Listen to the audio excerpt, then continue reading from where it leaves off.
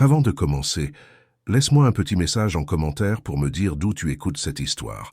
J'adore te sentir tout près. Septembre 1874, les premières feuilles d'automne tombaient comme des lambeaux de chair morte sur les eaux sombres de la Touet. Le moulin Vasselot se dressait tel un monument funéraire au milieu d'une nature qui semblait le fuir, ses grandes pales de bois tournant avec une lenteur hypnotique qui défiait les lois mêmes du courant. Les corbeaux, ces messagers de mauvais augure, refusaient de se poser sur ces toits d'ardoise noircis par le temps, comme si l'édifice lui-même exhalait une puanteur invisible que seuls les animaux pouvaient percevoir.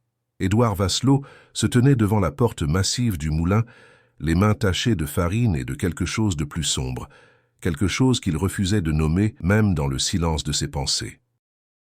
À 43 ans, le meunier portait sur son visage les stigmates d'un homme rongé par l'inquiétude.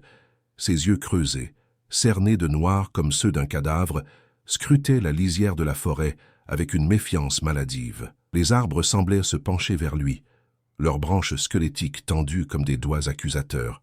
Le vent soufflait à travers la vallée, portant avec lui des murmures, pas le bruissement naturel des feuilles, mais quelque chose de plus articulé, de plus intentionnel, comme si la forêt elle-même chuchotait des secrets anciens, des avertissements que personne ne voulait entendre. « Ils ne viendront plus », murmura Mathilde derrière lui, sa voix à peine audible dans le fracas incessant de la roue. Son épouse se tenait dans l'embrasure de la porte, fantomatique dans sa robe noire délavée. Elle avait vieilli de 10 ans en quelques semaines. Ses cheveux, autrefois d'un châtain lumineux, pendaient maintenant en mèches grises et désordonnées autour de son visage émacié. « C'est mieux ainsi », répondit Édouard sans se retourner. « Le village, ils ne comprennent pas, ils n'ont jamais compris ce que signifie vraiment porter le nom de Vasselot. » Dans la brume qui montait de la rivière, on aurait pu apercevoir, si l'on osait regarder assez longtemps, des formes indistinctes se mouvant entre les saules pleureurs, des silhouettes qui n'avaient pas tout à fait la consistance des vivants, mais qui n'étaient pas tout à fait mortes non plus. À l'intérieur du moulin, dans la pénombre poisseuse de la salle des meules, Antoine et Gabriel jouaient en silence. Les deux garçons, âgés de 12 et 9 ans, avaient développé un langage secret fait de regards et de gestes imperceptibles. Ils dessinaient sur le sol poussiéreux avec des morceaux de charbon, des formes étranges, des spirales qui semblaient se perdre dans les fissures du plancher, des roues dans des roues, des yeux qui vous fixaient même lorsque vous détourniez le regard. Antoine, l'aîné, possédait une sensibilité particulière. Il entendait les choses que les autres ne percevaient pas. Le chant souterrain des pierres, le pouls rythmique qui battait sous les fondations, les voix qui montaient des profondeurs comme des bulles dans une eau stagnante. 3 semaines plus tôt, Henri Mercier, le dernier ouvrier qui osait encore travailler au moulin, avait disparu. On avait retrouvé ses outils près de la rivière, soigneusement rangés comme s'il avait prévu de revenir. Sa chemise était accrochée aux ronces, déchirée, maculée de taches sombres que personne ne voulait identifier. Mais d'Henri lui-même, aucune trace, seulement l'absence, ce vide qui hurlait plus fort que n'importe quel cri. Le maire de Saumur, M. Bertrand, un homme corpulent aux favoris grisonnants, était venu personnellement avec le gendarme Roussel, un jeune homme nerveux qui touchait constamment la crosse de son revolver comme un talisman contre le mal. « Vasselot », avait déclaré le maire, son chapeau serré contre sa poitrine, « il faut que vous quittiez ce lieu pour votre propre bien, pour celui de votre famille. 3 hommes en 2 mois. 3. Les gens parlent. Ils disent que ce moulin est damné, qu'il est construit sur une terre maudite, que vos ancêtres ont fait un pacte avec des forces qui ne devraient jamais être invoquées. » Édouard avait ri, un rire sec, craquelé comme du bois mort. « Damné? Ce moulin nourrit Saumur depuis 150 ans. Mon grand-père est mort ici, mon père aussi. C'est notre sang qui coule dans ces pierres. Nous ne pouvons pas partir plus que le fleuve ne peut cesser de couler. » « Justement, » avait murmuré le gendarme Roussel en croisant le regard de Mathilde. Dans ses yeux, il avait vu quelque chose qui l'avait glacé jusqu'aux os, une vacuité, une absence totale de lumière. Après leur départ, le village avait cessé d'envoyer des livraisons. Plus de pain du boulanger Fontaine, plus de viande du boucher Moreau, plus de lait de la ferme du Bois. Le moulin Vasselot était devenu une île, coupée du monde par un fleuve de peur et de superstition. Les jours se fondaient les uns dans les autres, indistincts, comme si le temps lui-même hésitait à pénétrer dans l'enceinte du moulin. Le soleil semblait briller moins fort lorsqu'il franchissait la cime des arbres. Les ombres s'étiraient plus longtemps, s'attardaient dans les coins même en plein midi. Mathilde avait commencé à parler toute seule. Édouard l'entendait la nuit, marchant dans les couloirs, murmurant des choses qu'il ne parvenait pas à comprendre. Parfois, il la trouvait debout devant la fenêtre de leur chambre, fixant la forêt pendant des heures. Quand il lui demandait ce qu'elle regardait, elle répondait invariablement « Eux, ils attendent ». La nuit tombait maintenant, et avec elle venait le bruit, ce son que personne dans la famille n'osait nommer, un grattement régulier, méthodique, venant de sous les fondations, comme si quelque chose ou quelqu'un creusait inlassablement pour remonter à la surface. Mathilde alluma les lampes à huile une à une. Elle prépara un ragoût avec les derniers légumes de leur potager, des carottes rachitiques et des pommes de terre verdâtres. « Ah, maman !» dit Gabriel de sa petite voix fluette. « Pourquoi la rivière sans le faire? Pourquoi l'eau est devenue si sombre ?» Mathilde s'immobilisa. « Ne dis pas de sottises, mon enfant. C'est juste l'automne. »« Mais c'est vrai, » insista Antoine. « Depuis que M. Mercier est parti, l'eau sent le fer et le sel, comme du sang. Et parfois, quand je regarde dans la rivière, je vois des visages sous la surface. Ils me regardent. » Le couteau que Mathilde tenait tomba sur le sol avec un fracas métallique. Dans le silence qui suivit, ils entendirent distinctement le grattement reprendre. Plus fort, plus proche, plus insistant. Édouard se leva brusquement. « Il faut que j'aille vérifier les meules. »« Non. » Mathilde agrippa son bras. « Pas ce soir. Pas quand ils sont là. »« Qui, Mathilde? Qui est là ?» Elle baissa les yeux, incapable de répondre, incapable de mettre des mots sur ce qu'elle voyait chaque nuit. Cette nuit-là, alors que le vent hurlait à travers les pales du moulin, Édouard ouvrit pour la première fois le journal intime de son père. Il l'avait trouvé dans un coffre verrouillé au grenier. Les pages étaient raidies par une substance brunâtre. L'encre était délavée par endroits, comme si des larmes y étaient tombées. Et en lisant les premiers mots, il comprit que l'isolement n'était pas une punition du village, c'était une protection. 15 mars 1846. Le moulin doit être nourri, toujours. C'est le pacte, c'est le prix de notre prospérité. Mon père me l'a dit avant de mourir, alors que son sang coulait de sa bouche. 3 par génération, 3 âmes pour que les pierres continuent de broyer. 22 avril 1846. J'ai fait mon premier choix. Un vagabond venu du Nord sans famille, sans attache. Je l'ai emmené voir les meules. Il est descendu dans la chambre. Il n'est jamais remonté. Le moulin l'a pris avec une telle avidité que j'en ai été effrayé. Les pierres ont chanté cette nuit-là. 8 juillet 1848, le deuxième, plus difficile. Un jeune homme du village. Sa disparition causera des questions, mais le moulin ne peut attendre. 3 septembre 1850, le troisième. Cela devrait suffire pour ma génération. Mais le poids de ces actes, comment mon père a-t-il pu le supporter? Et pourtant, notre famille prospère. Édouard referma brutalement le journal, ses mains tremblant. Dehors, la roue du moulin continuait de tourner, tourner, tourner, même alors qu'il n'y avait pas de grain à moudre, pas de raison rationnelle à ce mouvement perpétuel. Elle tournait pour autre chose. Elle avait toujours tourné pour autre chose. Octobre 1874. Le mois d'octobre enveloppa le moulin Vasselot d'un linceul de brouillard glacé qui ne se levait jamais complètement. Les arbres qui bordèrent la Touet avaient perdu toutes leurs feuilles en une seule nuit. Non pas progressivement comme le voulait la nature, mais d'un coup, comme s'ils s'étaient dépouillés par dégoût de ce qu'ils étaient forcés de contempler. Édouard n'avait plus dormi depuis qu'il avait lu le journal de son père. Chaque fois qu'il fermait les yeux, il voyait les mots danser devant lui. 3 par génération. Le pacte. Le prix. Les mots résonnaient dans sa tête, comme un rosaire macabre. Son reflet dans les miroirs avait changé.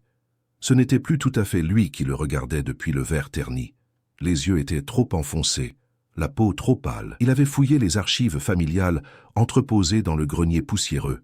De vieux parchemins jaunis qui s'effritaient sous ses doigts, des registres comptables remontant à 1724, année de la construction du moulin. Et là, enterré sous des décennies de silence, il avait trouvé la vérité. Chaque génération de Vasselot avait prospéré inexplicablement. Pendant que les autres moulins de la région périclitaient, le moulin Vasselot fonctionnait sans relâche. Le grain y était toujours abondant, même pendant les années de famine. La farine toujours parfaite, les profits toujours croissants, et dans chaque génération, comme une comptine morbide répétée à travers les âges, 3 hommes disparaissaient, toujours des ouvriers, toujours près du moulin. toujours sans laisser de traces, sauf leurs vêtements abandonnés et parfois, quand la rivière était basse, des os blanchis coincés entre les pierres. Les archives révélaient d'autres choses. Des mentions de lumières étranges vues dans le moulin à minuit, des témoignages de villageois affirmant avoir entendu des chants grégoriens émanant de la chambre des Meules. Et dans une lettre datée de 1789, écrite par un prêtre local au bishop d'Angers, une accusation directe: la famille Vasselot pratique des rites hérétiques. Ils ont profané un lieu saint des anciens pour construire leur moulin. La terre elle-même pleure sous leurs pas. J'ai vu des choses, monseigneur, des choses qui font vaciller ma foi. Je demande une investigation officielle. L'investigation n'avait jamais eu lieu. Le prêtre était mort 3 jours après avoir envoyé la lettre, tombé du clocher de son église.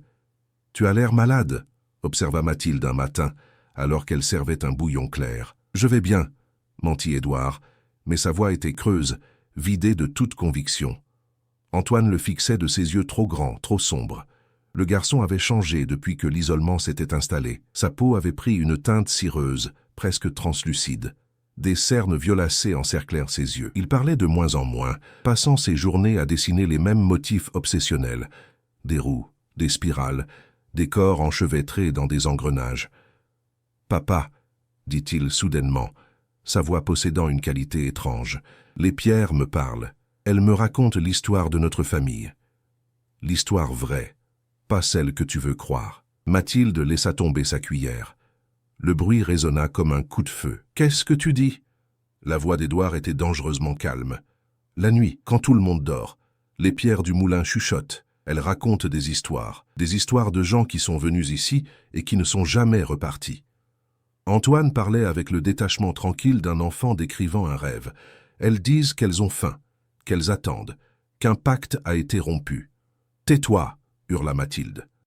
« Ne redis jamais ça. Tu ne comprends pas ce que tu dis. » Mais Gabriel hocha la tête doucement. « Moi aussi, je les entends. Elles disent que nous sommes les prochains, que c'est notre tour de nourrir le moulin. Que papa a refusé de choisir, alors le moulin choisira pour lui. Elles disent que le sang de la famille est plus puissant que celui des étrangers. » Le silence qui suivit fut brisé par un craquement sourd venant des profondeurs du bâtiment, puis un autre. Comme si les fondations elles-mêmes se réajustaient, se préparaient. Édouard descendit les escaliers de pierre qui menaient à la chambre des Meules, ce ventre obscur du moulin où le grain était broyé en farine. Chaque marche semblait plus froide que la précédente, comme s'il descendait dans les profondeurs de la terre. L'odeur qui l'assaillit lui souleva l'estomac, une puanteur âcre de métal rouillé, de terre humide et de quelque chose de profondément organique, en décomposition. Les 2 immenses meules de granit tournaient lentement, bien qu'aucun mécanisme ne les actionnât. Il n'y avait pas de grain à broyer, pas d'eau dirigée vers la roue. Pourtant, elles bougeaient, produisant un grincement hypnotique qui résonnait dans les os. Entre les pierres, quelque chose de rouge coulait, pas de la rouille. Trop épais, trop frais, trop visqueux. Du sang qui s'écoulait en filets comme du sirop. Mon Dieu! Édouard tomba à genoux, sa lampe à huile vacillante. C'est alors qu'il le vit, coincé dans l'engrenage qui reliait les meules au mécanisme principal. Un bras humain, déjà à moitié broyé, les os fracassés dépassant de la chair pulvérisée, et sur l'avant-bras, reconnaissable malgré la mutilation, un tatouage, une ancre de marine entourée d'une corde, le tatouage d'Henri Mercier. Édouard vomit violemment, sa bile se mélangeant au sang sur le sol. Quand il releva les yeux, tremblant, il aperçut quelque chose gravé dans la pierre du mur, des mots en vieux français, presque effacés par le temps. « Ici repose le pacte de sang. 3 âmes pour la prospérité, 3 corps pour le mouvement perpétuel.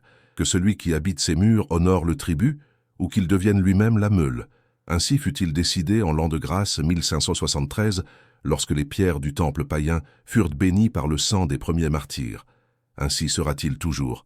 Amen. » Un rire monta dans sa gorge, un rire démentiel, brisé. 1573, 150 ans avant la construction officielle du moulin. Ce n'était donc pas son ancêtre Augustin qui avait créé le pacte, il l'avait simplement perpétué. Le mal était bien plus ancien, bien plus profond. Son père n'avait pas choisi les victimes par cruauté. Il l'avait fait pour protéger sa famille. En sacrifiant les ouvriers, il évitait que le moulin ne prenne les Vasselot eux-mêmes. Mais Édouard, dans son refus de perpétuer cette tradition, n'avait offert personne, et maintenant le moulin avait faim, une faim qui regardait vers sa famille. Quand il remonta, Mathilde l'attendait en haut des escaliers. Dans la lumière blafarde, elle ressemblait à un spectre. « Tu sais maintenant, n'est-ce pas ?» Sa voix était plate, dénuée d'émotion. « Depuis quand? Depuis quand sais-tu ?»« Depuis toujours. » Elle posa une main sur le mur, caressant la pierre. « Ma mère me l'a dit avant que j'épouse un vasselot. Elle m'a amené ici, dans ce moulin, la nuit avant notre mariage. Elle m'a emmené dans la chambre des meules et m'a montré les choses qui vivent dans les ombres, les visages dans la pierre. Elle m'a dit « C'est le prix, ma fille. C'est ce que nous devenons. » Édouard la regarda comme s'il la voyait pour la première fois. « Et tu as accepté ?» « J'ai accepté parce que je t'aimais. » Ses yeux se remplirent de larmes qui ne coulèrent pas. « J'ai accepté parce que je pensais que l'amour serait plus fort, mais on ne brise pas un pacte vieux de 300 ans avec de simples sentiments. Le moulin est plus ancien que l'amour. Je ne sacrifierai personne. Alors nous mourrons tous. » Elle posa une main glacée sur sa joue. « Le moulin prend toujours ce qui lui est dû. Toujours. Si tu ne choisis pas, il choisira. Et quand il choisit lui-même, il ne prend pas seulement les corps, il prend les âmes. Il les emprisonne dans la pierre pour l'éternité. » Cette nuit-là, Édouard entendit pour la première fois les murmures dont parlaient ses fils, des voix montant des pierres, des murs, du sol lui-même, une cacophonie de supplications, de cris étouffés, de râles d'agonie. Mais ce n'était pas du chaos, c'était orchestré, c'était une chorale de damnés. Il pouvait distinguer des mots maintenant, des noms, des dates. Jean Mercier, 1734, j'avais 23 ans. Camps, Pierre Dubois, 1751, je voulais juste rentrer chez moi. François Legrand, 1769, mes enfants m'attendent encore, et au milieu de ce cœur macabre, une voix qu'il reconnut, celle de son père. Édouard, mon fils, je suis désolé, j'ai essayé de t'épargner cette connaissance, mais maintenant tu comprends. Choisis, mon fils, choisis, ou sois choisi. C'est la seule miséricorde qui nous reste. Les meules continuaient de tourner au sous-sol, broyant, attendant. Édouard s'assit à son bureau et ouvrit son propre journal. D'une main tremblante, il commença à écrire « 15 octobre 1874 ». J'ai découvert la vérité aujourd'hui. Mon père était un meurtrier, mon grand-père avant lui. Mais étaient-ils vraiment des meurtriers ou simplement des hommes piégés par un destin plus grand qu'eux? Le moulin n'est pas simplement un bâtiment. C'est un temple, une prison, un portail vers quelque chose qui ne devrait pas exister. Les pierres qui forment les meules proviennent d'un temple druidique bien plus ancien. Quand les Romains ont détruit le temple, ils pensaient avoir éradiqué le culte. Mais on ne peut pas tuer ce qui n'a jamais vraiment vécu. Les pierres se souviennent, elles ont soif. Il s'arrêta d'écrire, la plume suspendue au-dessus du papier. Dans le silence de la nuit, il entendit des pas dans le couloir, des pas d'enfants. Puis la voix d'Antoine chantant doucement. 3 pour le moulin qui tourne sans fin, 3 pour les pierres qui chantent le chagrin, 3 pour le pacte scellé dans le sang, 3 pour nourrir le démon dévorant. Édouard ferma les yeux. Quand il les rouvrit, il n'était plus seul dans la pièce. Des ombres se tenaient dans les coins. Elles l'observaient, elles attendaient sa décision, choisir 3 innocents et devenir un meurtrier, ou ne rien faire et regarder sa famille être dévorée. C'était un choix qui n'en était pas un. Dehors, la roue du moulin accéléra sa rotation, produisant un son qui ressemblait presque à un rire. Novembre 1874, le premier gel de novembre, transforma le moulin Vasselot en une crypte de glace. Les vitres étaient recouvertes de givre formant des motifs qui ressemblaient étrangement à des visages hurlants, à des mains tendues, à des corps tordus dans l'agonie. L'eau de la touée ralentissait, s'épaississait, prenant une consistance sirupeuse qui n'était pas naturelle. Des cristaux de glace se formaient à sa surface, mais ils étaient rouges, pas du rouge de la rouille, mais du rouge du sang frais. Mathilde avait cessé de parler, complètement. Elle passait ses journées assise près de la fenêtre, fixant la forêt avec des yeux vitreux. Ses lèvres bougeaient silencieusement, récitant des prières dans une langue qu'elle n'avait jamais apprise. Parfois, elle se griffait les bras jusqu'au sang. Édouard avait remarqué quelque chose d'étrange. Ses blessures ne guérissaient pas, elles restaient ouvertes pendant des jours, ne s'infectant jamais, ne cicatrisant jamais. Comme si son corps refusait de se réparer. Les enfants avaient cessé de jouer. Antoine et Gabriel restaient dans leur chambre, couchés côte à côte, murmurant des choses qu'Édouard ne voulait pas entendre.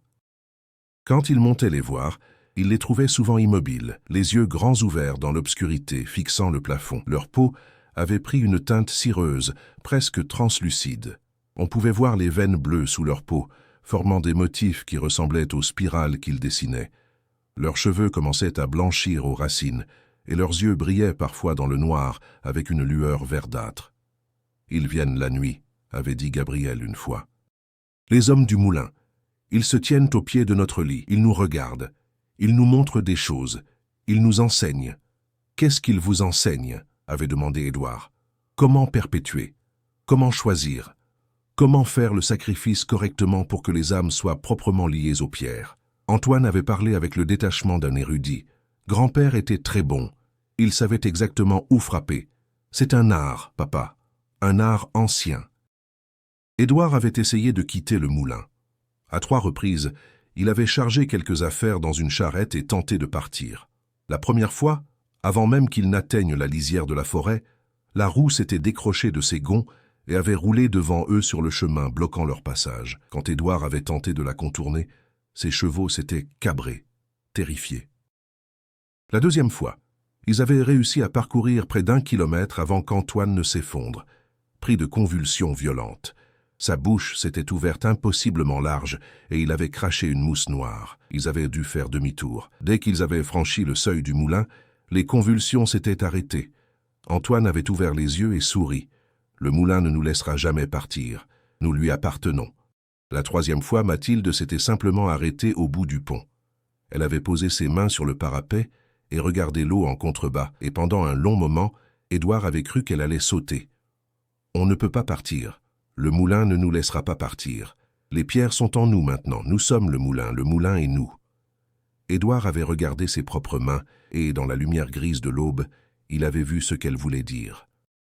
Sous sa peau, de fines lignes noires se dessinaient, suivant le trajet de ses veines. Ce n'était pas de l'encre, ce n'était pas une maladie. C'était comme si la pierre elle-même s'infiltrait dans son système sanguin.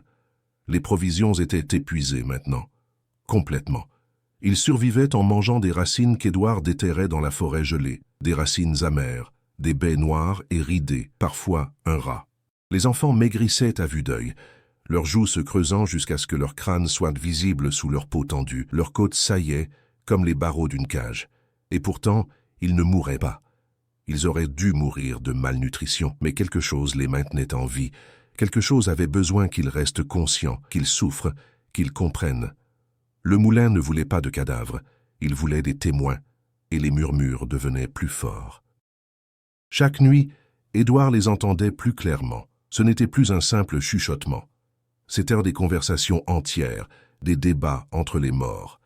Des âmes piégées dans la pierre se disputaient, se lamentaient, racontaient leurs histoires dans une répétition éternelle. Il reconnaissait certaines voix maintenant, pas seulement son père, mais son grand-père aussi. Une lignée de Vasselot remontant à des générations, tous emprisonnés dans les fondations. Donne-nous ce qui nous est dû. Le sang appelle le sang. 3 pour 3, c'est la loi. Une nuit incapable de supporter davantage, Édouard descendit dans la chambre des meules avec une lanterne et une hache. Il était déterminé à détruire le mécanisme, à briser les meules, à mettre fin à cette malédiction. Mais en bas, illuminé par la faible lueur de sa lanterne, il trouva Antoine. Son fils aîné se tenait devant les meules tournantes, complètement nu, son corps squelettique couvert de symboles dessinés avec son propre sang. Il avait ouvert sa paume avec un éclat de verre et traçait des motifs complexes sur les pierres, des spirales qui s'enfonçaient dans l'infini, des roues à l'intérieur de roues, des glyphes qui ressemblaient à l'écriture. Les symboles brillaient faiblement dans l'obscurité, pulsant au rythme d'un cœur invisible. « Antoine !» Édouard se précipita vers lui, laissant tomber sa hache. Mais le garçon se retourna avec une vitesse surnaturelle. Son visage n'était plus celui d'un enfant. Les traits étaient les mêmes, mais l'expression était autre chose. Les yeux d'Antoine étaient complètement noirs maintenant, sans blanc, sans pupille, 2 puits d'obscurité absolue qui semblaient s'enfoncer à l'infini. Quand il parla, sa voix était multiple, comme si une douzaine de personnes parlaient à travers lui. « Tu as refusé de choisir, père. Tu as cru pouvoir échapper au destin. Alors le moulin a choisi pour toi. Il a toujours le dernier mot. » Antoine tendit la main vers l'engrenage, vers les meules qui tournaient avec leurs mouvements hypnotiques. Édouard hurla et se jeta en avant, mais il était trop tard. Les doigts d'Antoine furent tapés par le mécanisme. Il n'y eut pas de cri de douleur, pas de sang giclant. À la place, le bras d'Antoine sembla se dissoudre dans les pierres, absorbé comme de l'eau dans du sable, comme si la chair et l'os n'étaient qu'illusions. Le garçon souriait, un sourire paisible, presque extatique. « Nous nourrissons le moulin maintenant, père, comme tu aurais dû le faire. Nous complétons le pacte que tu as brisé, 1 pour le père qui a refusé, 2 pour la mère qui savait mais n'a rien dit. Et moi pour la génération suivante, pour que le cycle continue. » Édouard tira de toutes ses forces, ses muscles se contractant jusqu'à la déchirure, mais c'était comme essayer de lutter contre la gravité elle-même. Antoine glissait vers les meules, son corps étant aspiré centimètre par centimètre, broyé, intégré à la pierre dans un processus qui semblait durer une éternité. « Non, non, Antoine !» Édouard frappa les meules avec sa hache, encore et encore, les larmes coulant sur son visage. Mais l'acier rebondissait sur le granit, sans laisser la moindre marque. Les pierres étaient invulnérables, elles avaient survécu à des millénaires. En quelques minutes, ou peut-être des heures, le temps s'était dilaté. Antoine avait disparu complètement. Tout ce qui restait était une flaque sombre sur le sol qui fumait légèrement. Puis, lentement, les meules reprirent leur rotation, plus fluide, plus rapide, produisant un son presque mélodieux. Elles chantaient. Elles chantaient une berceuse de mort. Et dans ce chant, Édouard entendait la voix d'Antoine, maintenant une voix parmi tant d'autres, ajoutée au cœur éternel. « Papa, ne pleure pas. C'est paisible ici. C'est paisible dans la pierre. On ne ressent plus rien sauf l'éternité. » Quand Édouard remonta hagard couvert du sang de son fils, ou peut-être était-ce simplement la poussière rouge des meules, il trouva Mathilde debout dans la cuisine. Elle avait revêtu sa robe de mariée, jaunie par le temps, déchirée aux ourlets. Elle tenait un grand couteau de boucher qu'elle aiguisait méthodiquement sur une pierre à affûter. Gabriel était assis à la table, sage comme une image, attendant. Ses petites mains étaient croisées devant lui dans une parodie de prière. Il portait ses plus beaux vêtements du dimanche. « Il en faut encore 2, dit Mathilde simplement, ses yeux vides, fixant son mari sans vraiment le voir. 2 de plus pour compléter le tribut. Alors le moulin sera satisfait pour cette génération. Alors nous pourrons vivre. »« Tu es folle !» Édouard recula. « Tu es devenue complètement folle. Notre fils, notre Antoine, il est mort. »« Non. » Elle avança d'un pas, le couteau levé. « Je suis lucide pour la première fois. C'est toi qui refuses de voir. Le moulin ne nous laissera jamais partir. Jamais. Il prendra ce qu'il veut. Alors autant choisir, autant contrôler le processus. C'est tout ce qui nous reste, l'illusion. » Gabriel se leva et vint se placer à côté de sa mère. Son visage était étrangement serein. « Elle a raison, papa. J'entends les voix maintenant. Je les entends toutes. Antoine parle à travers les pierres. Il dit qu'il est en paix. Il dit que c'est notre destin. Le destin de tous les Vasselot. Vous êtes tous les 2 malades. » Édouard se rua vers la porte, mais elle ne s'ouvrit pas. Le bois semblait avoir fusionné avec le chambranle. Il tira de toutes ses forces, donnant des coups d'épaule, frappant jusqu'à ce que ses mains saignent, mais c'était futile. Il était piégé. Mathilde souriait maintenant, un sourire terrible, vide de toute humanité. « Le moulin a déjà choisi, mon époux. Il t'a choisi, toi et moi. Nous serons les 2 suivants. Nous compléterons le tribut de notre génération. »« Et moi ?» demanda Gabriel d'une petite voix. « Toi, mon enfant adoré, tu es l'héritier, le prochain maître du moulin. » Le gardien du pacte pour la génération suivante. Elle caressa ses cheveux blancs avec tendresse. « Tu perpétueras le pacte quand tu seras grand, tu choisiras les 3, tu accompliras ce que ton père n'a pas pu faire. » « Non. » Édouard glissait le long de la porte. « Non, pas ça, pas Gabriel, il n'est qu'un enfant. Les enfants grandissent, » dit Mathilde en avançant vers lui, « et les pactes sont éternels. » Cette nuit-là, le village de Saumur entendit des hurlements portés par le vent d'hiver, des cris d'agonie si terribles qu'ils semblaient arracher le tissu même de la réalité. Plusieurs habitants se réveillèrent en sursaut, le cœur battant. Des femmes se signèrent, des hommes vérifièrent que leurs portes étaient bien verrouillées, mais personne n'osa s'aventurer vers le moulin. Personne ne voulait savoir. Au matin, quand le soleil se leva, pâle et hésitant, la roue du moulin tournait plus vite que jamais, produisant un ronronnement satisfait, presque joyeux. Le pacte avait été honoré, le tribut avait été payé. 3 âmes pour la génération. Janvier 1875. Inspecteur Lucien Moreau détestait l'hiver dans les campagnes françaises. Le froid n'y était pas le froid vif et honnête de Paris, qui mordait les joues et clarifiait l'esprit. Non, c'était un froid sournois, insidieux, qui s'infiltrait dans les os comme un poison lent. Mais il y avait quelque chose de plus dans ce froid-là, alors qu'il approchait de Saumur en cette matinée de janvier où le ciel avait la couleur du plomb fondu. Quelque chose de profondément, existentiellement mauvais. À 42 ans, Moreau avait déjà vu beaucoup de choses. Des meurtres passionnels dans les ruelles de Montmartre, des infanticides dans les faubourgs sordides, des crimes de guerre. Il s'était cru endurci, immunisé contre l'horreur. Il se trompait terriblement. Le préfet de police avait été catégorique lors de leur dernière entrevue. 4 disparitions en 6 mois dans la même région, Moreau. 4 hommes évaporés comme de la fumée. C'est inacceptable. La République ne peut tolérer qu'une famille tienne une région entière en otage par la peur. Il faut enquêter. Et vous pensez qu'ils sont morts, avait répondu Moreau. Le préfet avait haussé les épaules. Je pense qu'il faut savoir, quelle que soit la vérité. Même si cette vérité est dérangeante. Le mot « dérangeante » s'était avéré être un euphémisme criminel.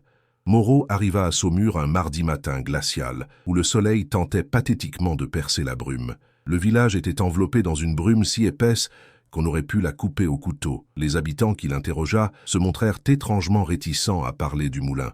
Pas simplement réticents, terrifiés. Leurs yeux fuyaient dès qu'ils prononçaient le nom Vasselot. « C'est un endroit maudit », marmonna le boucher en hachant de la viande avec violence. Mon grand-père le disait déjà, on ne s'approche pas du moulin, jamais. Les pierres là-bas, elles ont soif. Des superstitions de paysans, rétorqua l'inspecteur avec le mépris d'un Parisien éduqué. Des faits, corrigea le maire Bertrand quand Moreau le rencontra à la mairie. Le maire était un homme corpulent dont le visage portait les marques d'un alcoolisme naissant. Chaque génération, c'est pareil. Des hommes disparaissent. Toujours 3. Jamais plus. Jamais moins. Puis tout redevient normal pendant 20, 30 ans, jusqu'à la génération suivante. Et vous n'avez jamais enquêté ? Le maire baissa les yeux. On a essayé, une fois. En 1843, le gendarme Valois est allé là-bas avec 2 hommes. Des vétérans des guerres napoléoniennes qui avaient vu les charniers de Russie. Il s'arrêta, ses mains tremblant. Un seul est revenu, Valois. Il est revenu en courant, hurlant, couvert de poussière de pierres rouges. Qu'a-t-il dit? Des choses sans queue ni tête, pendant 3 jours avant de mourir. Le maire se versa un verre de cognac et le vida d'un trait. Il disait que les pierres étaient vivantes, que le moulin digérait les âmes, que les Vasselot n'étaient pas des meuniers, mais des gardiens, des prêtres d'un culte plus ancien que le Christ. Un homme devenu fou par le trauma. Peut-être. Le maire le regarda intensément, mais avant de mourir, en se fracassant la tête contre les murs de sa cellule, il a dit quelque chose que je n'oublierai jamais. Il a dit « Ils m'ont montré. Les pierres m'ont montré tous ceux qui sont venus avant. Des centaines, des milliers peut-être. Le moulin n'est qu'un déguisement. » En dessous, c'est un temple, et sous le temple, quelque chose attend. L'inspecteur décida d'y aller seul. C'était de la folie, il le savait, mais l'orgueil et le sens du devoir le poussaient en avant. Il partit le lendemain à l'aube, armé de son revolver, d'une lanterne à huile et d'une confiance en la raison qui serait bientôt réduite en cendres. Le chemin forestier qui menait au moulin était envahi par la végétation, comme si la nature tentait d'effacer son existence. Les arbres se penchaient au-dessus du sentier, leurs branches formant une voûte cathédrale, mais une cathédrale dédiée à un dieu sombre. Aucun oiseau ne chantait. Aucun animal ne se déplaçait. Le silence était total, absolu, oppressant. C'était le silence des cimetières. Quand il émergea enfin de la forêt, il vit le moulin. L'édifice se dressait là, massif et silencieux, ses murs de pierre couverts de mousse noire. Mais ce qui frappa immédiatement Moreau, ce fut la roue. Elle tournait. Lentement, régulièrement, produisant un grincement rythmique. Mais la rivière était gelée, complètement gelée. Il n'y avait aucun courant pour actionner la roue, aucune source d'énergie visible. Et pourtant, elle tournait. « Impossible », murmura Moreau en s'approchant prudemment. La porte du moulin était entr'ouverte. Il la poussa du canon de son revolver et entra. L'odeur le frappa comme un coup de massue. Une puanteur de mort, de pourriture, mais aussi quelque chose de plus étrange, une odeur métallique cuivrée qui lui rappelait les boucheries parisiennes. « Il y a quelqu'un » Sa voix résonna dans le vide, pas de réponse. Seulement le grincement incessant de la roue, et en dessous, un murmure comme des voix lointaines. Il explora le rez-de-chaussée avec minutie. La cuisine était dans un état épouvantable, de la nourriture moisie sur la table, des assiettes cassées au sol. Dans le salon, il trouva un journal intime ouvert sur un bureau. Les dernières pages étaient recouvertes d'une écriture de plus en plus déformée. 3 novembre. Antoine est parti, descendu dans la chambre. Ne l'ai pas revu. Mathilde dit que c'est bien. Les voix ne s'arrêtent jamais. 7 novembre. Mathilde a tué le chat. Elle dit qu'il fallait nourrir le moulin en attendant. Gabriel ne mange plus. Il ne dort plus. Il fixe la forêt pendant des heures. 12 novembre. Gabriel ne parle plus qu'aux pierres. Il dit qu'il apprend, qu'il écoute les leçons des anciens. Mon fils de 9 ans parle de meurtre rituel avec le détachement d'un boucher. 18 novembre. C'est cette nuit. Le pacte sera complet. Je ne veux pas, Dieu, je ne veux pas. Mais je ne peux pas partir. Mes jambes ne m'obéissent plus. Le moulin ne me laisse pas partir. Nous sommes déjà morts. Puis plus rien. Les pages suivantes étaient arrachées. Moreau monta à l'étage. Dans une chambre, il trouva 2 petits lits d'enfants. L'un était défait, les draps tachés de quelque chose de sombre. L'autre était impeccablement fait. Sur le mur, des dessins d'enfants, mais pas des dessins normaux. Des spirales obsessionnelles, couvrant toute la surface. Et dans ces spirales, des visages émergeaient, des dizaines de visages hurlants. C'est en redescendant qu'il entendit un son venant du sous-sol. Un grincement mécanique, mais aussi quelque chose d'autre, une voix d'enfant, fredonnant une comptine dans une langue qui ressemblait au français, mais qui était plus ancienne, déformée.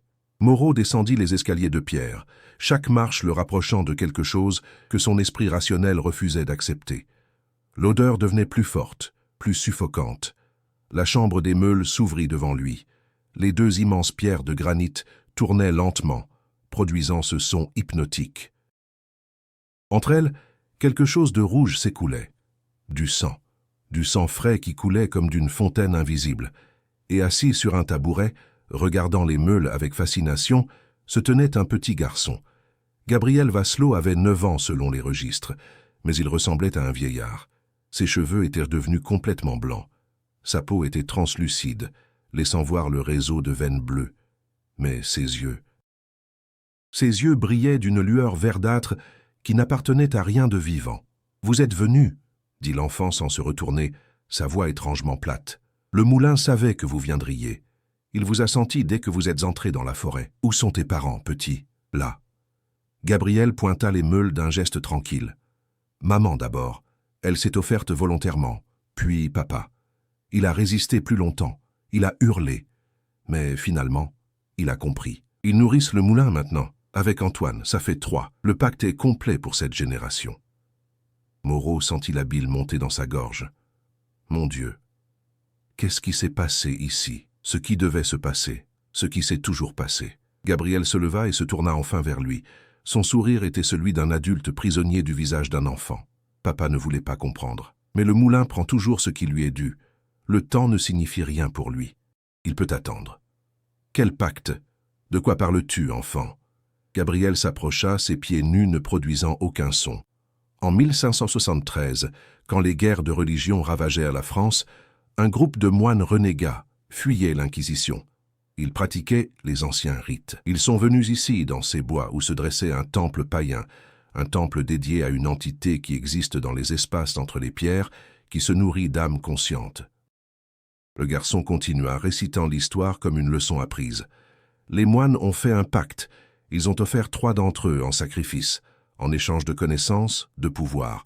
Puis ils ont construit le premier sanctuaire avec les pierres du temple. Mais un marché avec de telles forces n'est jamais terminé. Il se perpétue. En 1724, mon arrière-arrière-arrière-arrière-grand-père, Augustin Vasselot, découvrit les ruines. Il était désespéré, au bord de la famine. Il trouva les écrits des moines et apprit le rituel.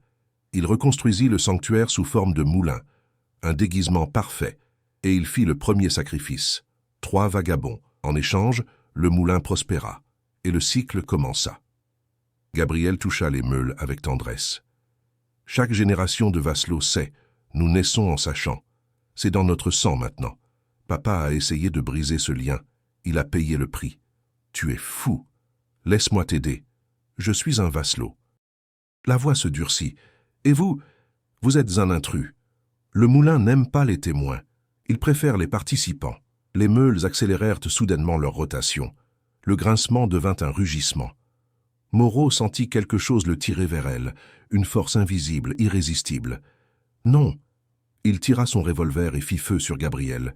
Une fois, 2 fois, 3 fois. Les balles traversèrent le garçon sans produire le moindre effet. Pas de sang.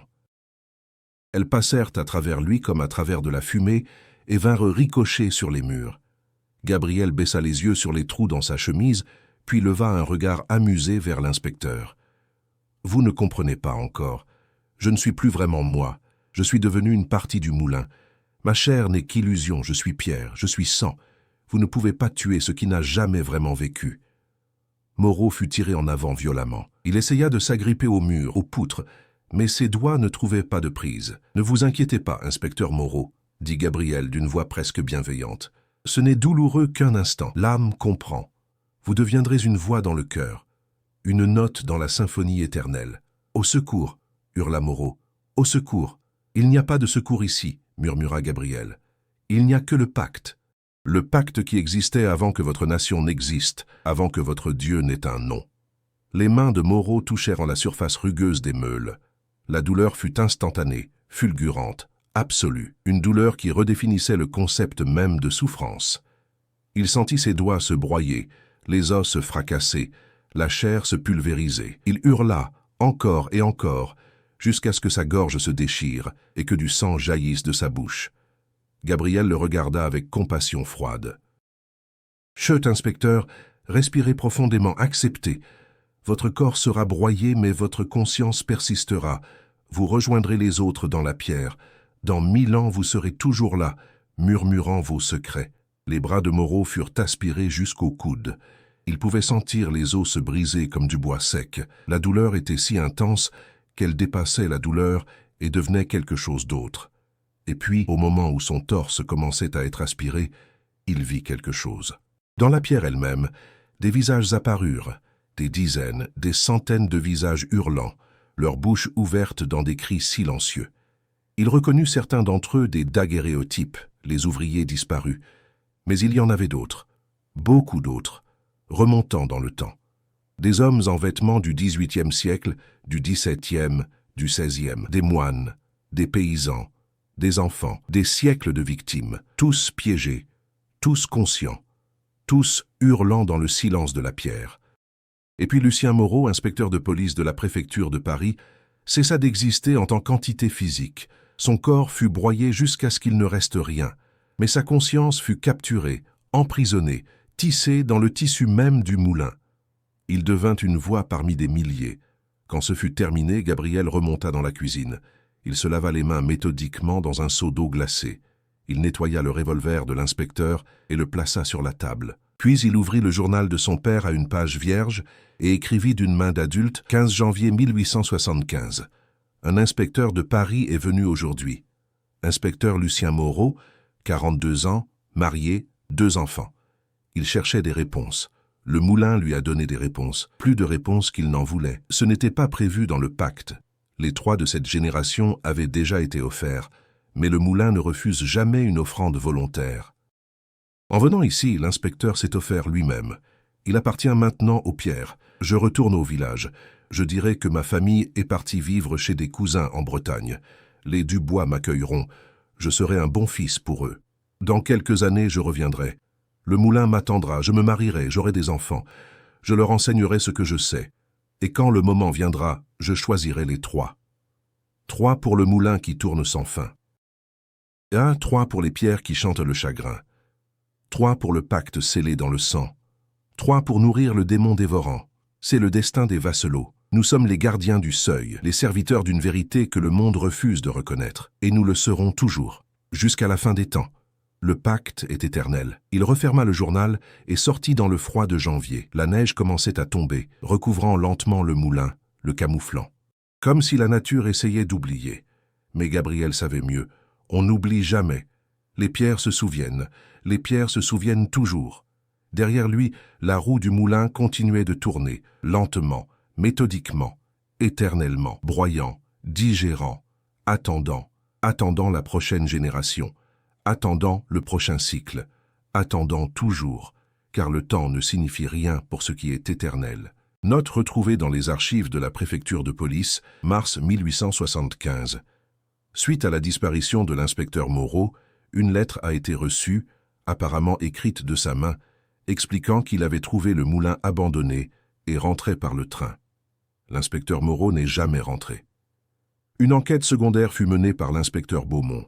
Beaumont refusa d'entrer dans le moulin. Dans son rapport, le bâtiment dégage une malveillance palpable. Franchir ce seuil serait une erreur fatale. Sur sa recommandation, l'enquête fut discrètement fermée. Moreau fut déclaré officiellement disparu en mai 1875. Sa femme devint folle 6 mois plus tard. Elle affirmait entendre la voix de son mari murmurant depuis les murs. Elle disait qu'il lui racontait des choses terribles, sur des pierres vivantes, sur des âmes emprisonnées. Elle se jeta par la fenêtre en novembre 1875. Ses derniers mots, « Les pierres appellent ». Il est là-bas, il m'attend dans les pierres. Ses 2 enfants furent placés dans un orphelinat. L'affaire Vasselot est considérée close. Certaines choses valent mieux ne pas être explorées. Certaines vérités sont trop dangereuses pour être connues. Le préfet. Mars 1875. Épilogue du sang. Le printemps revint sur Saumur comme une promesse de renouveau, mais c'était une promesse mensongère, car certaines choses ne se renouvellent jamais. Elles se répètent simplement, encore et encore, dans une boucle éternelle. Les glaces fondirent, libérant la Touet. Mais quelque chose avait changé dans ces eaux. Elles étaient plus sombres, presque noires par endroits, et les poissons qui osaient y nager développaient des déformations étranges. Les arbres autour du moulin se couvrirent de bourgeons, mais ces feuilles avaient une teinte maladive, un vert jaune qui évoquait la bile. Et si on les examinait de près, on pouvait voir de minuscules motifs dans leurs nervures, des spirales, des roues, des visages hurlants. La nature elle-même portait maintenant les stigmates du moulin. Gabriel était retourné au village fin janvier, répétant l'histoire préparée. Ses parents avaient décidé de recommencer en Bretagne, chez des cousins. Son frère Antoine était mort d'une fièvre. Lui, orphelin et seul, avait été confié au Dubois. Les villageois hochèrent la tête avec soulagement. Personne ne posa trop de questions. Personne ne voulait vraiment savoir. Certains secrets sont trop dangereux pour être déterrés. Le curé du village, le père Augustin, bénit Gabriel lors d'une messe. Mais ses mains tremblaient en traçant le signe de croix sur le front du garçon. Plus tard, dans le confessionnal, il avoua à son évêque « J'ai senti quelque chose de profondément mauvais dans cet enfant, monseigneur. Quand j'ai posé mes mains sur lui, j'ai eu une vision, des pierres vivantes, des milliers de voix hurlant. » L'évêque n'avait pas répondu. L'Église avait ses propres secrets sur le moulin, des archives scellées remontant au XVIe siècle, des rapports d'inquisiteurs qui avaient disparu en enquêtant sur les moines renégats, des lettres de prêtres suppliant Rome d'intervenir, d'exorciser ceux qui vivaient sous les pierres. Mais Rome n'avait jamais répondu. Peut-être parce que Rome savait que certaines choses sont au-delà même du pouvoir de l'Église. Peut-être parce que Rome avait compris que le moulin servait un but, maintenir quelque chose d'encore plus terrible, emprisonné, contenu, nourri juste assez pour qu'il ne cherche pas à s'échapper. 3 âmes par génération, un prix terrible, oui, mais un prix infiniment préférable à ce qui se passerait si le moulin cessait d'être nourri, si l'entité décidait de se libérer. 23 ans plus tard, juillet 1898. Gabriel Vasselot, désormais âgé de 32 ans, se tenait devant le moulin de son enfance. Le temps avait été étrangement généreux avec lui. Il paraissait plus jeune que son âge, sa peau lisse et pâle, ses cheveux toujours d'un blanc pur. Ses yeux, cependant, trahissaient son véritable âge. C'étaient les yeux de quelqu'un qui avait vu des choses que l'esprit humain n'était pas conçu pour voir. Il avait amené avec lui sa jeune épouse, Marie, et leurs 2 fils, Édouard, 7 ans, et Louis, 4 ans, un enfant étrangement silencieux qui fixait le monde avec une intensité dérangeante. Marie regardait le bâtiment délabré avec appréhension. Elle venait de Normandie, loin de la Loire, loin des légendes. Gabriel ne lui avait presque rien dit sur son passé, pas encore. « Tu es sûr que c'est une bonne idée, Gabriel ?» Sa voix tremblait. « Cet endroit a l'air dangereux. Les enfants pourraient se blesser. C'est notre héritage, » répondit Gabriel d'une voix ferme, posant sa main sur l'épaule de son fils aîné. Le moulin de mes ancêtres. Il est temps de le restaurer, de reprendre notre place dans le cycle. Mais pourquoi maintenant? Nous vivons bien à la ferme des Dubois. Gabriel ne lui dit pas quels signes étaient apparus. Les rêves qui hantaient ses nuits depuis des mois. Les visions de pierres broyantes, les voix qui l'appelaient. Parce que c'est le moment. Parce que les signes sont apparus. Parce que c'est le destin des Vasselot. Dans le silence, ils pouvaient tous l'entendre maintenant. Ce grincement rythmique, hypnotique, qui semblait provenir de très profond sous la terre. Parce que le moulin nous attend. Il m'a attendu pendant 23 ans. Il a été patient.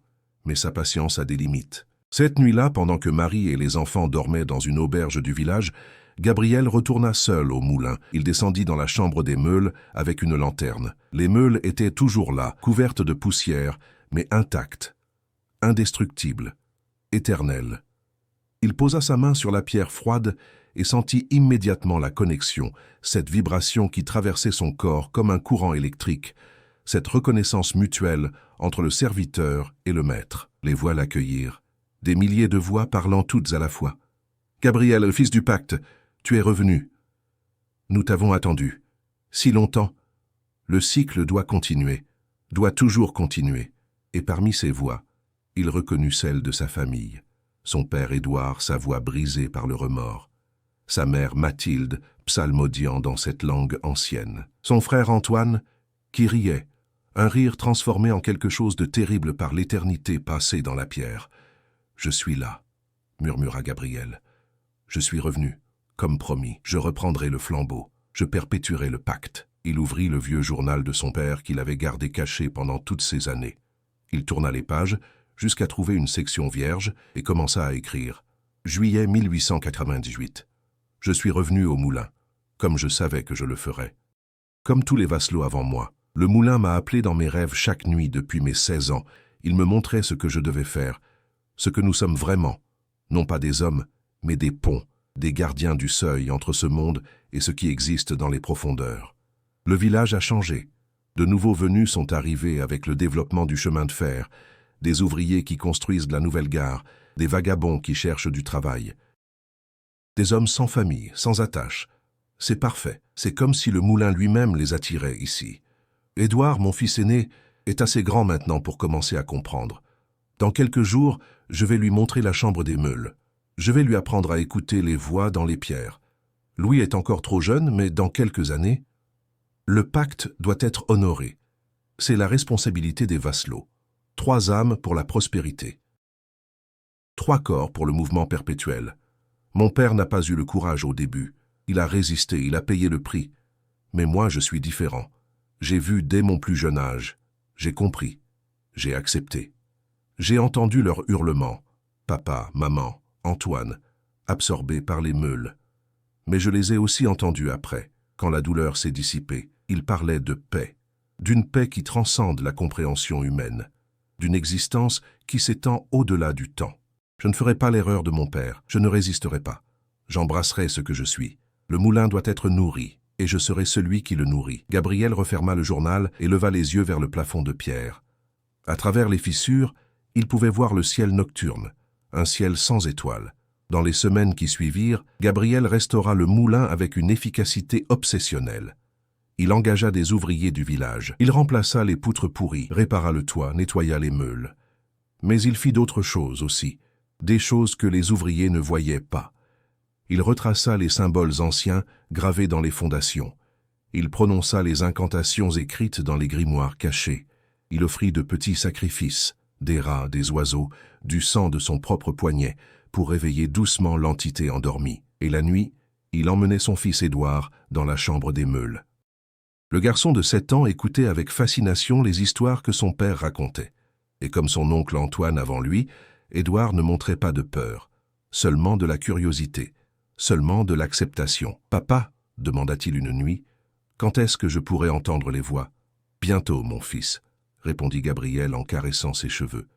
Très bientôt, quand le moment sera venu, quand le premier tribut sera offert, alors les voix te reconnaîtront. Alors tu deviendras vraiment un Vasselot. J'ai hâte, dit Édouard avec l'enthousiasme innocent d'un enfant. Marie, qui ne savait rien de ces conversations nocturnes, commençait à remarquer des changements. Son mari était plus distant. Il passait des heures seul dans le moulin. Et ses fils changeaient aussi. Édouard devenait plus sérieux. Louis parlait de moins en moins, préférant dessiner obsessionnellement toujours les mêmes motifs. Des spirales, des roues, des pierres. « Gabriel, dit-elle un soir, il y a quelque chose que tu ne me dis pas. Sur ce moulin, sur ta famille. » Il la regarda longuement. « Oui, il y a des choses que tu apprendras en temps voulu. Mais pas encore. Sois patiente, Marie. Sois forte et surtout. » Il posa une main sur son ventre, où un troisième enfant grandissait.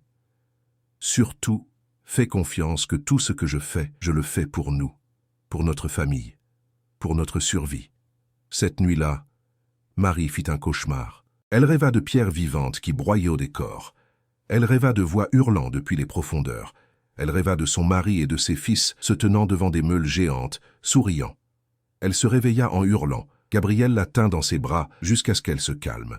Mais ses yeux, dans l'obscurité, brillaient de cette lueur verdâtre phosphorescente. La transformation avait commencé. Pas seulement pour lui, pour toute sa famille. Ils appartenaient au moulin maintenant. Tous. 20 ans plus tard, 1918, la Grande Guerre venait de se terminer. Des millions d'hommes étaient morts dans les tranchées. La France saignait, mais le moulin Vasselot prospérait. Gabriel avait maintenant 52 ans, mais en paraissait 30. Ses cheveux toujours d'un blanc pur, sa peau lisse. Édouard, son fils aîné, avait 27 ans. Il avait échappé à la conscription grâce à une faiblesse cardiaque mystérieuse. Louis, 24 ans, travaillait au moulin. Il avait développé la capacité de son père à entendre les voix, peut-être même plus fort. Marie était morte 3 ans plus tôt, officiellement d'une pneumonie. Officieusement. Elle avait découvert la vérité trop tard. Elle avait essayé de partir avec leur fille cadette. Le moulin n'avait pas apprécié. Édouard était marié et avait son propre fils, un garçon de 3 ans nommé Gabriel, perpétuant la tradition. Le cycle continuait, et les disparitions continuaient aussi, 3 par génération. Toujours 3. Personne au village ne posait plus de questions. C'était devenu une acceptation tacite, le prix pour que Saumur continue à prospérer. Un équilibre terrible avait été atteint. 1954, la fin et le commencement. Le vieux moulin Vasselot fut finalement démoli cette année-là, sur ordre de la municipalité moderne qui ne croyait plus aux anciennes superstitions. L'endroit était devenu dangereux, disait-il. Gabriel Vasselot, l'arrière-petit-fils du Gabriel original, avait protesté vigoureusement. Mais il était vieux maintenant, 88 ans selon les registres, bien qu'il en paraisse 60, et personne n'écoutait les vieux hommes. Pendant la démolition, les ouvriers firent une découverte troublante dans les sous-sols. Sous les fondations, dans une cavité qui n'aurait pas dû exister, ils trouvèrent des ossements. Beaucoup d'ossements, des tonnes d'ossements. Certains très anciens, réduits presque à l'état de poussière, d'autres plus récents. Tous broyés, fracassés, mélangés au gravat. Un anthropologue fut appelé. Son rapport estimait qu'il y avait les restes d'au moins 200 individus. Peut-être plus. Les ossements remontaient à différentes époques, du XVIe au XXe siècle. 2 siècles de victimes, minimum. L'enquête fut étouffée immédiatement. Trop de questions, trop d'implications dérangeantes. On attribua officiellement la découverte à un ancien cimetière médiéval oublié. Les os furent enterrés dans une fosse commune. Le site fut nettoyé. Une usine textile fut construite à la place. Mais les ouvriers se plaignaient de choses étranges. Des bruits inexplicables la nuit, des murmures venant des murs, des ombres qui bougeaient. L'usine ferma après 5 ans, officiellement pour des raisons économiques. Le terrain resta vacant après cela. Personne ne voulait y construire. Personne ne voulait y travailler. Quelque chose restait dans ce sol, quelque chose qui ne partirait jamais. De nos jours, 2024, les fondations du moulin sont toujours là, enfouies sous la végétation, près de la Touet qui coule toujours. Les touristes qui visitent Saumur ne connaissent pas cette histoire. Les guides ne mentionnent jamais le moulin Vasselot. C'est devenu un trou noir dans la mémoire collective, un espace vide dans l'histoire de la ville, soigneusement contourné, prudemment évité. Mais parfois, la nuit, les gens qui vivent près de l'ancienne forêt jurent entendre quelque chose, un grincement lointain, comme une roue qui tourne, comme des voix murmurant depuis très très profond sous la terre. Et une famille, vivant maintenant à Paris, portent toujours le nom de Vasselot. Ils ne savent rien du moulin, les générations ont passé. Les souvenirs se sont dilués. L'histoire s'est transformée en légende, puis en mythe, puis en rien du tout. Mais leur fils aîné, un garçon de 12 ans nommé Gabriel, parce que certaines traditions persistent, même quand on a oublié pourquoi, fait des rêves étranges. Il dessine des spirales obsessionnellement. Il parle de voix qui lui racontent des histoires de pierre et de sang. Ses parents pensent que c'est juste une phase, une imagination hyperactive. Ils ne savent pas. Ils ne peuvent pas savoir que certains pactes ne meurent jamais, qu'ils dorment simplement, attendant qu'on les réveille, attendant la prochaine génération, attendant, toujours, éternellement. Extrait du dernier journal de Gabriel Vasselot, 1866-1954, retrouvé après sa mort dans une boîte métallique scellée, enterrée près des ruines. À celui qui lira ces mots, si quelqu'un lit jamais ces mots, je laisse ce testament, non pas comme confession, car je ne confesse rien, non pas comme avertissement, car les avertissements ne servent à rien contre ce qui est inévitable, mais comme témoignage, comme preuve que ce qui s'est passé ici était réel. Le moulin ne meurt jamais, il ne fait qu'attendre, les Vasselot reviennent toujours, c'est dans notre sang, c'est dans les pierres, c'est dans le pacte éternel qui lie le sang à la terre, les vivants aux morts, les âmes à la meule, qui broie sans fin. J'ai vécu 88 ans, j'ai vu 4 générations. J'ai participé à 12 cycles de tribus, 36 âmes offertes de mes propres mains, et je le referai. Je le referai sans hésiter. Parce que j'ai vu ce qui se passe quand le tribut n'est pas offert. Mon père a essayé, sa génération a essayé, et le moulin les a pris, tous, dans une orgie de broyage qui a duré 3 jours et 3 nuits. Le tribut est miséricorde. Le tribut est contrôle. Le tribut est la seule chose qui maintient quelque chose de bien pire emprisonné. Sous les meules, sous les fondations, dans une cavité qui s'enfonce plus profondément que tout ce qui devrait exister, quelque chose attend, quelque chose d'ancien, quelque chose qui était là avant les druides, avant les Celtes, avant même que les hommes ne marchent en Europe. Les moines du XVIe siècle ne l'ont pas créé, ils l'ont découvert. Ils ont trouvé un moyen de le contenir, de le nourrir juste assez pour qu'il reste endormi. Le moulin n'est pas un temple, c'est une prison. Et nous, les Vasselot, nous ne sommes pas des prêtres, nous sommes des gardiens de prison. 3 âmes par génération, un prix terrible, mais sans ce prix, j'ai vu une fois dans un rêve, ou peut-être était-ce plus qu'un rêve, ce qui se passerait si la chose sous les pierres se libérait. J'ai vu Saumur dévoré en une nuit. J'ai vu la vallée de la Loire transformée en un désert de cendres. J'ai vu la France saigner. J'ai vu l'Europe consumée. J'ai vu le monde brûler. 3 âmes. Elle est pour sauver des millions. C'est un marché que Dieu lui-même aurait accepté. Ils ont démoli le moulin. Les fous, les idiots. Ils pensent que détruire les pierres détruit le pacte. Mais le pacte n'est pas dans les pierres. Il est dans le sang, dans les Vasselot qui vivent encore, dans la lignée qui continue. Un jour, dans une génération, ou 2 ou 10, quelqu'un de notre famille entendra l'appel. Il rêvera de pierre, il dessinera des spirales, il entendra les voix, et il reviendra. Parce que nous revenons toujours, le pacte est éternel, le pacte ne mourra jamais. Les pierres se souviennent. Les pierres se souviennent toujours. Gabriel Vasselot, dernier maître du moulin, premier gardien de l'éternité, 15 mars 1954. 3 jours après avoir écrit ce testament, Gabriel Vasselot fut retrouvé mort près des ruines du moulin. Sa mort fut attribuée officiellement à un arrêt cardiaque. Mais ceux qui découvrirent son corps remarquèrent quelque chose d'étrange. Il souriait, un sourire paisible, extatique, et ses mains étaient couvertes de poussière de pierres rouges. Dans ses poches, on trouva 3 petites pierres polies, chacune gravée d'un nom, Édouard, Mathilde, Antoine. Les pierres furent jetées dans la Touet, mais la rivière les rejeta sur la rive le lendemain, et le jour suivant, et celui d'après.